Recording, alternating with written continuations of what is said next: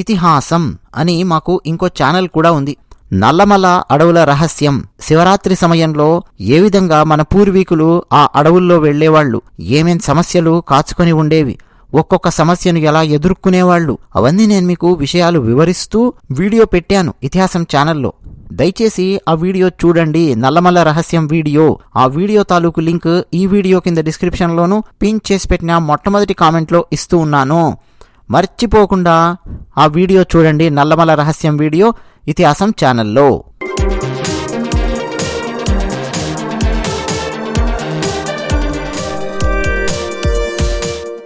Hi friends, Trump ముందు Ukraine అధ్యక్షుడు Zelensky మొగాడిలాగా మాట్లాడాడు, మొనగాడిలాగా మాట్లాడాడు జెలెన్స్కీ. ఇలాంటి డైలాగ్స్ వేస్తూ కొంతమంది రకరకాలుగా మాట్లాడడం, థంబ్నెయిల్స్, అలాగే కామెంట్ సెక్షన్లో కూడా కామెంట్స్ కొన్ని నేను గమనిస్తూ ఉన్నాను. సోషల్ మీడియాలో కొంతమంది జెలెన్స్కీ ట్రంప్ ముందు నిలబడి రొమ్ము విరిచి తొడగొట్టిన రేంజ్లో మాట్లాడాడు అని చెప్పి అనుకుంటూ ఉన్నారు. వాళ్ళందరికీ అండి, ఫస్ట్ మీరు ఒక సమాధానం ఇవ్వండి. ఏంటో తెలుసా? నీ బొందరా, నీ బొందా, నీ తలకాయ్ అని చెప్పి ఫస్ట్ ఇంత మర్యాదగా సమాధానం ఇవ్వండి. ఆ తర్వాత లాజిక్ వాళ్ళకు వివరించండి. ఎందుకనంటే ప్రపంచంలో ఏం జరుగుతోంది, ప్రపంచపు పోకడ ఏమిటి, పరిస్థితులు ఏమిటి, అది ఏమీ తెలుసుకోకుండా కేవలం రెటారిక్ ని మాత్రం చూసి అక్కడ ఏదో సీన్ జరుగుతోంది కదా, అబ్బా ఏం మాట్లాడాడు రా జెలెన్స్కీ ట్రంప్ మీద అన్న రేంజ్ లో అనుకుంటూ ఉన్నారు. అత్త సొమ్ము అల్లుడు దానం చేయడము అని మనకు తెలుగులో ఒక సామెత ఉంది. అమెరికా సొమ్ముతో జెలెన్స్కీ రష్యా మీద యుద్ధం చేస్తూ ఉన్నాడు. అమెరికా గనక సొమ్ము ఇవ్వడం ఆపేసింది అనుకోండి, వాళ్ళ పరిస్థితి ఎంత భయంకరంగా ఉంటుంది ఉక్రెయిన్ది అన్నది ఈ వీడియోలో మనం మాట్లాడుకునే ప్రయత్నం చేద్దాం. రోజు రోజుకు ఉక్రెయిన్కు ప్రపంచంలో మద్దతు అనేది తగ్గడం మనం గమనించవచ్చు. ఎందుకంటే మొదట రష్యా ఉక్రెయిన్ యుద్ధం ప్రారంభమైనప్పుడు రష్యా దురాక్రమణ చేసింది అని తిట్టినటువంటి వాళ్లే క్రమక్రమంగా యుద్ధము 3 ఏళ్లైనా సరే అది ముగియకపోయేసరికి, ఆయా దేశాలలో ఆర్థిక వ్యవస్థలన్నీ పతనమవుతూ ఉండేసరికి, నిరుద్యోగ సమస్య పెరిగిపోతూ ఉండేసరికి మాట మార్చడం మొదలెట్టాయి చాలా దేశాలు. మొదట మద్దతిచ్చిన దేశాలు కూడా ఇప్పుడు మాట మార్చడం మొదలెట్టాయి. థ్యాంక్ గాడ్ మన భారతదేశము అలా మాట మార్చే పరిస్థితుల లోపలికి వెళ్ళలేదు. నరేంద్ర మోదీ గారి దౌత్యము, భారతదేశం యొక్క విధానము అంత అద్భుతంగా మానసిక పరిపక్వతతో కూడిన విధంగా ఉంది. అటు రష్యాను సమర్థించలేదు, ఇటు ఉక్రెయిన్ను సమర్థించలేదు. అలాగని చెప్పి రష్యాను విమర్శించలేదు, ఉక్రెయిన్ను విమర్శించలేదు. మీరు తన్నుకు చస్తూ ఉన్నారు కదా, తన్నుకు సావకండి, ఆపండి. మీరు ఆ యుద్ధం ఆపాలి అని చెప్పి అనుకుంటే మమ్మల్ని పెద్దన్న పాత్ర పోషించమని చెప్పి అంటే మేము పోషిస్తాం కూడా, దయచేసి యుద్ధం ఆపండి అని తటస్థ వైఖరితో ఉన్నట్టుగానే ఉంటూ భారతదేశము ఇద్దరిని ఈక్వల్ డిస్టెన్స్ లో పెట్టి మాట్లాడింది. మిత్రుడైనటువంటి రష్యాను, అంతగా మిత్రత్వము లేదు శత్రుత్వము లేదు అన్నట్టు ఉన్న ఉక్రెయిన్ను, ఇద్దరిని కూడా సమానమైన దూరంలో పెట్టి హ్యాండిల్ చేసింది భారతదేశం. కానీ ఈరోజు ప్రపంచంలో పరిస్థితి ఎలా ఉందో తెలుసా? 2 సంవత్సరాల క్రితము ఐక్యరాజ్య సమితిలో ఉక్రెయిన్కు పాజిటివ్గా ఓటు వేసినటువంటి దేశాలు మొన్న జస్ట్ ఒక వారం 10 రోజుల క్రితం ఐక్యరాజ్య సమితిలో మళ్లీ ఓటింగ్ పెడితే ఉక్రెయిన్కు వ్యతిరేకంగా రష్యా వైపుకు పాజిటివ్గా ఓటు వేసాయి. దాదాపు 65 దేశాలైతే ఓటింగ్ ప్రక్రియలో పాల్గొనకుండా దూరంగా ఉన్నాయి. అఫ్కోర్స్ మన భారతదేశము ముందు నుంచి ఒకే వైఖరితో ఉంది కాబట్టి ఓటింగ్ లో పాల్గొనలేదు, అబ్స్టినెన్స్ అని చెప్పి పిలుస్తాం. అలాగే చైనా కూడా రష్యాకు మిత్రుడైనప్పటికీ ఓటింగ్ లో పాల్గొనలేదు. సో ఇట్లా ఓటింగ్ లో పాల్గొనకుండా రష్యా గురించి గాని ఉక్రెయిన్ గురించి గాని భారతదేశము చైనా ఇట్లా వ్యవహరిస్తూ ఉంటే, అంతకుముందు ఓటింగ్ లో పాజిటివ్ గా ఉక్రెయిన్ కు వేసినటువంటి దేశాలలో దాదాపు 17 దేశాలు ఇప్పుడు ఉక్రెయిన్ కు వ్యతిరేకంగా ఓటు వేశాయి. ఎందుకు అనంటే అమెరికా డైరెక్ట్ గా రష్యాకు ప్రస్తుతం మద్దతు ఇస్తోంది. ట్రంప్ ఎప్పుడైతే గద్దెనెక్కి కూర్చున్నాడో అమెరికాలో రష్యా వైపుకు మొగ్గు చూపుతూ ఉన్నాడు, పుతిన్తో దోస్తీ కట్టినట్టుగానే మాట్లాడుతూ ఉన్నాడు. ముందు నుంచి కూడా డొనాల్డ్ ట్రంప్ అండ్ రష్యా అధ్యక్షుడు పుతిన్ మధ్య ఒక రకమైన స్నేహం లాంటిది ఉంది. అంటే మరీ భారతదేశంతో ఉన్నంత, అంటే నరేంద్ర మోదీ అండ్ ట్రంప్ మధ్య ఉన్న థిక్ స్నేహం కాకపోయినా ఒక లెవెల్ వరకు అయితే స్నేహం అనేది ఉంది ట్రంప్ అండ్ పుతిన్ మధ్య. మరో కోణంలో చూస్తే ఇప్పుడు అమెరికా గనక పూర్తిగా వాళ్ళ సహాయ సహకారాలు వెనక్కి తీసుకుంటే ఉక్రెయిన్ పరిస్థితి ఏమిటి ఆలోచించే ప్రయత్నం చేయండి. ఇది చాలా కీలకం. అది గనక మనం ఆలోచించగలిగితే ఈ వీడియో మనం ఎలా మొదలెట్టామో దానికి సమాధానం వస్తుంది. మగాడిలా మాట్లాడాడు జెలెన్స్కీ, మనగాడిలా మాట్లాడాడు అన్న వాళ్ళందరికీ సమాధానం వస్తుంది. అమెరికా అండి ఉక్రెయిన్ కోసము విస్తృతంగా సహాయ సహకారాలు అందించింది. 2022 నుంచి తీసుకొని చూస్తే ఉక్రెయిన్కు అమెరికా ప్రభుత్వము $25 బిలియన్ ఆర్థిక సహాయాన్ని అందించింది. ఆ నిధులన్నింటినీ ఉక్రెయిన్ ప్రభుత్వ సేవల కోసము, పునర్నిర్మాణం కోసము, ఆర్థిక స్థిరత్వం కోసము ఉక్రెయిన్ ఉపయోగించుకుంది. అలాగే అమెరికా సైనిక సహాయం చేసింది ఉక్రెయిన్కు. కేవలం సైనిక సహాయం కోసం $30 బిలియన్ డబ్బులు అందించింది అమెరికా. అందులో HIMARS రాకెట్ వ్యవస్థలు, జావెలిన్, అలాగే స్టింగర్ క్షిపణులు, M777 howitzers, Bradley fighting vehicles, Patriot air defence systems, అలాగే M1 అబ్రామ్స్ ట్యాంక్స్, ఇవన్నీ అండి అమెరికా ఉక్రెయిన్కు తరలించింది. విస్తృతంగా అడ్వాన్స్డ్ టెక్నాలజీని తీసుకొని వెళ్లి ఉక్రెయిన్ యుద్ధంలో ఉపయోగించి వాళ్ళకి సహాయ సహకారాలు కూడా ఉక్రెయిన్కి అందించింది. ఇంతేనా, ఓ పక్క మానవతా సహాయం కూడా చేసింది అమెరికా ఉక్రెయిన్కు. అమెరికా ఉక్రెయిన్ ప్రజల కోసం ఎక్స్క్లూజివ్గా హ్యుమానిటేరియన్ గ్రౌండ్స్ మీద $10 బిలియన్ సహాయాన్ని అందించింది. అందులో భాగంగా ఆహారము, నీళ్లు, వైద్య సేవలు, అలాగే టెంపరీగా వాళ్లకు ఆశ్రయం కల్పించడము, యుద్ధం వల్ల ఇళ్లు కోల్పోయినటువంటి వాళ్లకు, ఇలా ఎన్నెన్నో ఎమర్జెన్సీ సేవలకు చాలా సహాయ సహకారాలు అమెరికా అందించింది. ఒక్కసారిగా అమెరికా గనక ఇప్పుడు వెనక్కి వెళ్లిపోయిందనుకోండి, ఇక చాలు మేము మీకు సహాయ సహకారాలు అందించము అని గనక వెనక్కి వెళ్లిపోతే ఉక్రెయిన్ పరిస్థితి ఏమిటి? 2 వారాలలో రష్యా వచ్చి మిమ్మల్ని ఆక్రమించుకుంటుంది అని ట్రంప్ డైరెక్ట్ గానే చెప్పాడు. నువ్వు 3వ ప్రపంచ యుద్ధానికి దారి తీసే విధంగా నీ గ్యాంబ్లింగ్ ఆడుతున్నావు, ఆపేయి అని చెప్పి డొనాల్డ్ ట్రంప్ జెలెన్స్కీని మందలించాడు. ట్రంప్ ఏదో యథాలాపంగా థర్డ్ వరల్డ్ వార్ అనే పదం వాడలేదు. మన దగ్గర కొంతమంది కాలకూట విషవాగేశ్వరరావులు, కొంతమంది ప్రొఫెసర్స్, ట్రంప్ లాంటి స్థాయిలో ఉన్న వ్యక్తి, చాలా పెద్ద స్థాయిలో ఉన్న వ్యక్తి అట్లా యథాలాపంగా థర్డ్ వరల్డ్ వార్ అనే పదం ఉపయోగించడం ఏంటి అని చెప్పి అజ్ఞానంతోనూ మూర్ఖత్వంతోనూ వాగుతూ ఉన్నారు. అని విషయం ఏంటంటే అండి, ఒక్కసారి అమెరికా గనక ఉక్రెయిన్లో నుంచి వెనక్కి వెళ్ళిపోయిందా, తర్వాత రష్యా ప్రచండ వేగంగా ఉక్రెయిన్ను ఆక్రమించుకుంటుంది. అది అక్కడితో ఆగదు.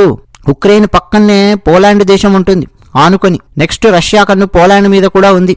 పోలాండ్ ఉక్రెయిన్కు సహాయ సహకారాలు అందించడము, ఉక్రెయిన్ పాజిటివ్గా మాట్లాడడము, ఇవన్నీ చాలా చాలా చేసింది. సో రష్యా యొక్క నెక్స్ట్ చూపు పోలాండ్ మీద పడుతుంది భవిష్యత్తులో, ఇమ్మీడియట్ గా కాకపోయినా. దాన్ని ఆక్రమించుకునే ప్రయత్నం చేస్తానంటే మళ్ళీ ఐరోపాలో ఉన్న దేశాలు లబోదిబో అంటాయి. అంటే దాదాపు 3వ ప్రపంచ యుద్ధానికి దారి తీసే విధమైన పరిస్థితులు సమీప భవిష్యత్తులో లేదా కొన్ని సంవత్సరాల తర్వాత, అంటే 2-3 ఏళ్లలో ఏర్పడే అవకాశం ఉంది. ఇవన్నీ అండి దృష్టిలో ఉంచుకునే ట్రంప్ ఉక్రెయిన్ అధ్యక్షుడు జెలెన్స్కీకి చెప్తూ ఉన్నాడు, శాంతి ఒప్పందానికి ఒప్పుకోవాయా బాబు అని చెప్పి. శాంతి ఒప్పందానికి ముందుకెళ్లకుండా ఉక్రెయిన్ మరో కోణంలో లేదు లేదు నువ్వు ఇట్లా రూల్స్ పెడితే నేను ఇట్లా రూల్స్ పెడతాను అని చెప్పి మాట్లాడడం మొదలుపెట్టింది.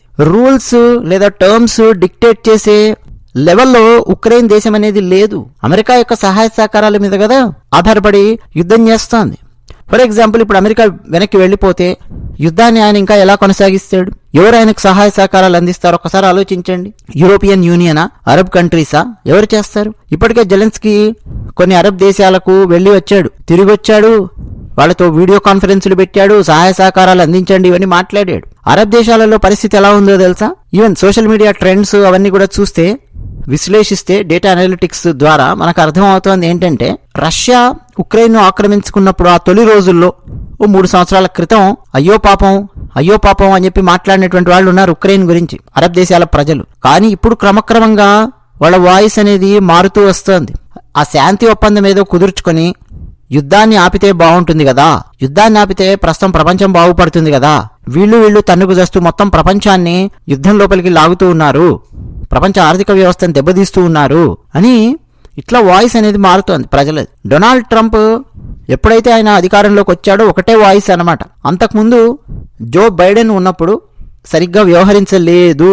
అమెరికా యొక్క డబ్బుల్ని మొత్తం తీసుకెళ్లి ఉక్రెయిన్లో పెట్టే విధంగా జో బైడెన్ ప్రభుత్వము ముందడుగు వేసింది. దానివల్ల అమెరికాలో రకరకాల ఆర్థిక సమస్యలు, నిరుద్యోగ సమస్య ఇవన్నీ ఉత్పన్నమయ్యాయి. కాబట్టి ఎట్టి పరిస్థితుల్లోనూ నేను దానిక ఎక్కువ కాలం కొనసాగనివ్వను. అమెరికన్ ట్యాక్స్ పేయర్స్ సంపాదించే డబ్బును తీసుకెళ్లి అమెరికా ఉక్రెయిన్ కోసం కష్టపడుతూ, ఉక్రెయిన్ కోసం డబ్బులు పెడుతూ ఎందుకు మేము తలనొప్పి తెచ్చుకోవాలి? ఇలా డొనాల్డ్ ట్రంప్ పదే మాట్లాడుతూ ఉన్నాడు. ఒకవేళ అమెరికా వెళ్లిపోయిన తర్వాత యూరోపియన్ యూనియన్ ఏమన్నా సహాయ సహకారాలు అందిస్తుందా అన్న ప్రశ్న కూడా ప్రపంచంలో ఉత్పన్నమవుతోంది. ఎందుకు అనంటే, యూరోపియన్ యూనియన్ కు సంబంధించిన వాళ్ళు నిన్న ట్రంప్ అండ్ జెలెన్స్కీ మీటింగ్ తర్వాత బయటకొచ్చి మాట్లాడడం మొదలు పెట్టారు. ఫర్ ఎగ్జాంపుల్, యూరోపియన్ యూనియన్ విదేశాంగ విధాన చీఫ్ కాజా కల్లాస్ ఆయన ఏమన్నాడంటే, ట్రంప్ జెలెన్స్కీ సమావేశం తర్వాత స్వేచ్ఛా ప్రపంచం కోసం కొత్త నాయకుడు అవసరము అని చెప్పి స్పష్టమయ్యింది. యూరోపియన్లు ఈ సవాలును స్వీకరించడం ద్వారా ముందుకు వెళతారు అని చెప్పి ఇండైరెక్ట్ గా ఆయన ఏం మాట్లాడాడంటే, యూరోపియన్ యూనియన్ ఉక్రెయిన్ కు మద్దతిస్తుంది వాళ్ళ యుద్ధంలో అన్నట్టుగా నర్మగర్భంగా ఆయన చెప్పాడు. మరోపక్క నిన్న రాత్రి ఫ్రెంచ్ విదేశాంగ మంత్రి జీన్ నోయల్ బ్యారెట్ ఆయన మాట్లాడుతూ, రష్యా అనేది ఒక దురాక్రమణదారు, ఎట్టి పరిస్థితుల్లోనూ ఉక్రెయిన్లో దాడికి గురైనటువంటి ప్రజలు అంటే ఉక్రేనియన్లు కాపాడబడాల్సినటువంటి అవసరం ఉంది. సో ఈ పరిస్థితి నుంచి బయటికి తీసుకురావాలి అనంటే సామూహిక భద్రత కోసం యూరప్ ఇప్పుడు ఉక్రెయిన్ కు మద్దతివ్వాల్సిన అవసరం ఉంది, అండదండలుగా నిలబడాల్సిన అవసరం ఉంది అని చెప్పి ఆయన మాట్లాడాడు. అంటే యూరోపియన్ యూనియన్ లో ఉన్న కొన్ని దేశాలకు సంబంధించిన ఆ విదేశాంగ మంత్రులు వీళ్ళందరూ కూడా ఉక్రెయిన్ కు మద్దతు ఇవ్వాలి, అమెరికాకు వ్యతిరేకంగా అన్నట్టు మాట్లాడుతూ ఉన్నారు. కానీ అండి, ఇదే ట్రంప్ మూడో ప్రపంచ యుద్ధం వచ్చే అవకాశం ఉంది అని చెప్పి ఎందుకు మాట్లాడాడు అనుకున్నారు? పిచ్చోడు కాదు ట్రంప్, ఏమి ఈ విషయంలో చాలా క్యాలిక్యులేటెడ్ గా మాట్లాడాడు. ఇప్పుడు యూరోపియన్ యూనియన్ కనుక యుద్ధంలోకి దిగింది అనుకోండి, ఏది అమెరికా ఎలాగైతే డబ్బులు బిలియన్ల కొద్దీ డాలర్లు ఆయుధాలు అన్ని తీసుకెళ్లి ఉక్రెయిన్ లో పెట్టిందో, అలాగే యూరోపియన్ యూనియన్లోని దేశాలు కనుక చేశాయనుకోండి, ఒక సంవత్సరం లేదా సంవత్సరంన్నర తర్వాత చూస్తే ఐరోపాలోని చాలా దేశాలు ఆర్థికంగా పతనమయ్యే అవకాశం ఉంది అన్నది స్పష్టంగా అర్థమవుతోంది. ఎందుకంటే యూరోపియన్ యూనియన్లో ఉన్న దేశాలలో ఎకనామిక్ ఛాలెంజెస్ అనేవి ఉన్నాయి. ఉదాహరణకు జర్మనీ ఆర్థికంగా రకరకాల సమస్యలు ఎదుర్కొంటోంది. అసలు ఒక సంవత్సరం క్రితం అయితే జర్మనీలో వచ్చిన ఆర్థిక సమస్యల వల్ల అతి భయంకరంగా ఉండే చలికాలంలో కూడా పబ్లిక్ ప్లేసెస్ లో హీటర్స్ ఆన్ చేయనటువంటి పరిస్థితి. ఇప్పుడు మాట్లాడుతున్నా నేను కూడా అతి భయంకరమైన చలి ఉన్న ప్రాంతంలో ఉన్నాను కదా, తిరుగుతూ ఉంటాను, ట్రైన్స్ లో తిరుగుతుంటాను, బసెస్ లో తిరుగుతూ ఉంటాను, షాపింగ్ మాల్స్కి వెళ్తూ ఉంటాను. ఎక్కడికి వెళ్ళినా గానీ పబ్లిక్ ప్లేసెస్ లో, ఈవెన్ లైబ్రరీస్కి వెళ్తాను, దేవాలయాలు కావచ్చు, ఎక్కడికి వెళ్ళినా గానీ హీటర్ అనేది మనకు కనిపిస్తుంది. సరే, దేవాలయాలు అనేవి ప్రైవేట్ ఏరియా అనుకోండి, బట్ ఎక్కడికి వెళ్ళినా గానీ మీకు హీటింగ్ సిస్టమ్ అనేది ఉంటుంది. ప్రభుత్వం డబ్బులు పెట్టాల్సినటువంటి అవసరం ఉంటుంది పబ్లిక్ ఏరియాస్లో హీటింగ్ సిస్టమ్ కోసం. దాన్ని కూడా అఫోర్డ్ చేయలేనటువంటి సిచ్యువేషన్లో జర్మనీ ఒక సంవత్సరం క్రితం ఉన్నది. ఇప్పటికీ ఇంకా జర్మనీ కోలుకోలేదు. అలాగే ఇటలీ పరిస్థితి ఏమీ స్థిరంగా లేదు, ఆర్థికంగా ఇంకా కుంటుతూ ఉన్నటువంటి పరిస్థితి, నిలదొక్కుకోవాల్సినటువంటి పరిస్థితి. హంగేరీ పరిస్థితి సరిగ్గా లేదు ఐరోపాలో, నెదర్లాండ్స్ పరిస్థితి సరిగ్గా లేదు, రొమేనియా పరిస్థితి దారుణంగా ఉంది, స్లోవేకియా పరిస్థితి దారుణంగా ఉంది, స్వీడన్ పరిస్థితి అంతంత మాత్రంగానే ఉంది, సైప్రస్ పరిస్థితి అంతంత మాత్రంగానే ఉంది, గ్రీస్ పరిస్థితి అయితే ఇక చెప్పలేం. అసలు గత 10-12 సంవత్సరాల నుంచి చూస్తే గ్రీస్ ఎదుర్కొన్నటువంటి ఆర్థిక సమస్యలు, ఆర్థిక సంక్షోభం బహుశా ప్రపంచంలో మరే దేశం ఎదుర్కోలేదు. ఇప్పటికీ ఇంకా వాళ్ళు కుదుట పడలేదు. కొన్ని ఉదాహరణలండి నేను చెప్తున్నవి. అంటే ఇన్ని రకాల సమస్యలు ఆల్రెడీ ఆయా దేశాలలో ఐరోపాలో ఉన్నాయి. ఇప్పుడు వాళ్ళ సమస్యల మీద వాళ్ళు దృష్టి పెడతారా ఇప్పుడు?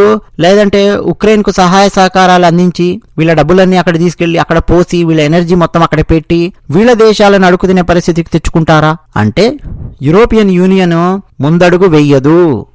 అమెరికానే చేతులు ఎత్తేసే పరిస్థితికి వచ్చాక, నిజానికి అమెరికా చేతులు ఎత్తేయడం కాదు, అమెరికా నా ట్యాక్స్ పేయర్స్ డబ్బు తీసుకెళ్లి నీకు ఎంతకాలం ఇవ్వాలరా నాయన, ఇప్పటికీ 3 ఏళ్ళు అయ్యింది, చాలు శాంతి ఒప్పందం చేసుకో, నోరు మూసుకుని కూర్చో అని చెప్పి యుఎస్ఏ అంటోంది. సో యుఎస్ ని కాదని యూరోపియన్ యూనియన్ కనుక ముందుకెళ్తే ఇక మూడో ప్రపంచ యుద్ధ కాలం నాటి పరిస్థితులే వస్తాయి.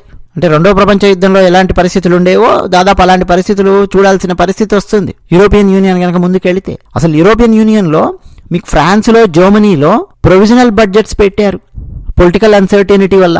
గ్లోబల్ ట్రేడ్ కూడా సరిగ్గా లేదు, పొటెన్షియల్ టారిఫ్స్ ఇవన్నీ యూరోపియన్ యూనియన్ ఇంపోర్ట్స్ లో చాలా పడబోతున్నాయి యుఎస్ఏ నుంచి. ఇప్పుడు ట్రంపే బాధపోతూ ఉన్నాడు, వాటన్నింటినీ ఇప్పుడు వాళ్ళు భరించాల్సిన పరిస్థితి ఉంది. అవన్నీ ఇప్పుడు గుదిబండలాగా యూరోపియన్ యూనియన్ ఎకానమీ మీద పడబోతూ ఉన్నాయి. అంటే రాబోయే తుఫాన్ అన్నమాట వాళ్ళకి.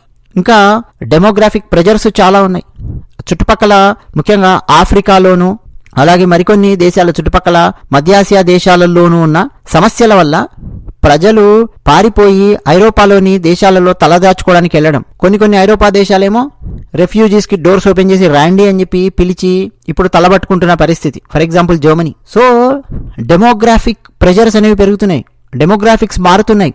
యూరోపియన్ యూనియన్ లో చాలా చోట్ల ముస్లింల యొక్క జనాభా అనేది విస్తృతంగా పెరుగుతోంది ఐరోపా దేశాలలో. వాళ్ళెవరూ కూడా ఆర్గానిక్ గా వీసాలు తీసుకొని ఉద్యోగాలు చేయడానికో, లేదు ఆ దేశాలను డెవలప్ చేయడానికో, లేదు వాళ్ళని వాళ్ళు డెవలప్ చేసుకోవడానికో వెళ్ళిన వాళ్ళు కాదు, పారిపోయి వెళ్ళిన వాళ్ళు, రెఫ్యూజీలుగా వెళ్ళిన వాళ్ళు, దాక్కోవడానికి వెళ్ళిన వాళ్ళు, ఇలాంటి పరిస్థితి అనమాట. అంటే ఛాలెంజెస్ ఎన్ని ఉన్నాయని చెప్తున్నానండి. అలాగే యూరోపియన్ యూనియన్ ఓవరాల్ ప్రొడక్టివిటీ కనుక మీరు తీసుకొని చూస్తే మ్యానుఫ్యాక్చరింగ్ యూనిట్లో కావచ్చు, సర్వీసెస్లో కావచ్చు, ఒక స్టాగ్నేషన్ అనేది వచ్చేసింది. అక్కడ చాలా సమస్యలు ఉన్నాయి.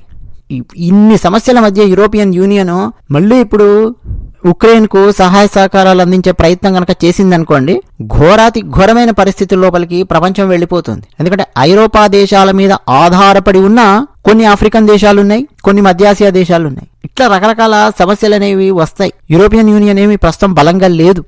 15 ఏళ్ల క్రితము అట్లా ఉన్నట్టు ఇప్పుడు బలంగా లేదు. మరి ఏం చేయాలి ఇప్పుడు? డొనాల్డ్ ట్రంప్ చెప్పింది ఒప్పుకోవడం తప్ప జెలెన్స్కీకి మరో దారంటూ ఏమీ లేదు. లేదంటే డొనాల్డ్ ట్రంప్ దగ్గరే కూర్చొని అది కాదు, ఇది కావాలి, మాకు ఇలా సహాయ సహకారాలు అందించండి, లేదా ఒక 10 సంవత్సరాలు మాకు సెక్యూరిటీ ఇవ్వండి, లేదా 5 సంవత్సరాలు మాకు అదనంగా సెక్యూరిటీ ఇవ్వండి, ఇట్లా నువ్వు మాట్లాడుకునే ప్రయత్నం చేయాలి. అది నెగోషియేషన్ స్కిల్స్ అంటే. నరేంద్ర మోదీ గారు ఎట్లా నెగోషియేట్ చేస్తారు చూడండి చాలా విషయాలలో. ఈ నెగోషియేషన్ స్కిల్స్ అనేవి చాలా కీలకం అండి. ఈ జెలెన్స్కీ ఏంటంటే ఆయన కూడా సైనిక దుస్తులు వేసుకొని ఉంటాడు, ఆయన కూడా యుద్ధంలో దిగినట్టు కనిపిస్తూ ఉంటాడు, మనం చూస్తాం. అదే కోణంలో ఆయన ఏదో మిలిటరీ మేజర్స్ గనక గట్టిగా ఆవేశపూరితంగా మాట్లాడుతుంటారు చూడండి, సినిమాలలో మనం చూస్తూ ఉంటాం, ముక్కుసూటిగా మాట్లాడుతున్నట్టు చూపిస్తుంటారు. ఆ విధంగా దౌత్యాన్ని నెరపాలి అని చెప్పి ప్రయత్నం చేస్తే ఉక్రెయిన్ దెబ్బతినే అవకాశం ఎక్కువగా ఉంది. వేరే చాలా దేశాలను అనవసరంగా యుద్ధం లోపలికి లాగే అవకాశం ఉంది. అయితే యూరోపియన్ యూనియన్ ముందుకు రాదు అన్నది మాత్రం వాస్తవం. ఇంకా అరబ్ కంట్రీస్ అంటారా, అమెరికానే చేతులు ఎత్తేసినప్పుడు అరబ్ కంట్రీస్ కూడా వద్దు నాయన నీతో అని చెప్పి వాళ్ళు కూడా సాధ్యమైనంత వరకు దూరం ఉండే ప్రయత్నం చేస్తున్నారు అన్నది ప్రస్తుతం మనకు అర్థమవుతోంది. చివరగా ముగిస్తూ చెప్పొచ్చేది ఏంటంటే, అమెరికా తన మద్దతు ఉపసంహరించుకున్న మరుక్షణం నుంచి ఉక్రెయిన్ పరిస్థితి వెంటిలేటర్ తీసేసిన పేషెంట్ లాగా ఉంటుంది. ఇప్పుడా ఇహనా అప్పుడా అన్నట్టుగా ఉంటుంది పరిస్థితి. ఎందుకంటే ఉక్రెయిన్కు ఉన్నటువంటి వనరులు పరిమితంగా ఉన్నాయి. కాబట్టి డొనాల్డ్ ట్రంప్తో కలిసి కూర్చొని మాట్లాడి అది కాదు ఇది కావాలి ఇది కావాలి నెగోషియేట్ చేస్తూ ఆ శాంతి ఒప్పందాన్ని ముందుకు తీసుకెళ్తూ ఆ కోణంలో వెళ్తే బాగుంటుంది, అది ప్రపంచానికి మంచిది అన్నది మా విశ్లేషణ.